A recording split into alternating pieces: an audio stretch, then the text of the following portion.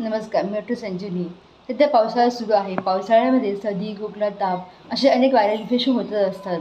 यावेळी बरेच जण लवकर बरे होण्यासाठी अँटीबायोटिक घेतात. तेही डॉक्टरांशी कन्सल्ट न करता वारंवार घेतलेले हे अँटीबायोटिकमुळे आपल्या शरीरावरती वाईट परिणाम तर होतोच, पण त्याबरोबरच रेझिस्टन्स तयार होतो. अँटीबायोटिकचा रेझिस्टन्स तयार होतो. अँटीबायोटिक रेझिस्टन्स म्हणजे काय? तर जेव्हा अँटीबायोटिक आपल्या गरजेचं असतं तेव्हा त्या अँटीबायोटिक शरीरावरती काम करणं बंद करतं.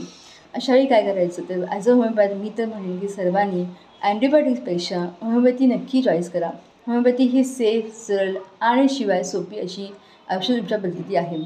बऱ्याच जणांना असं वाटतं की होमिओपॅथी फक्त दीर्घकालीन आजारावरती फक्त काम करते, जसे की जुनाट आजार असतील, दमा, अस्थमा, संधिवात किंवा मग डायबिटीज, ब्लड प्रेशर. पण त्या आजारावरती काम करतेच, पण त्याबरोबरच होमिओपॅथी ही सर्दी, खोकला, ताप अशा ॲक्यूट कंप्लेंटमध्ये खूप छान पटकन अशी काम करते. आणि म्हणूनच तुम्ही अँटीबायोटिक चॉईस करण्यापेक्षा नक्की होमिओपॅथी ट्राय करा आणि आपल्या आरोग्याची काळजी घ्या. धन्यवाद.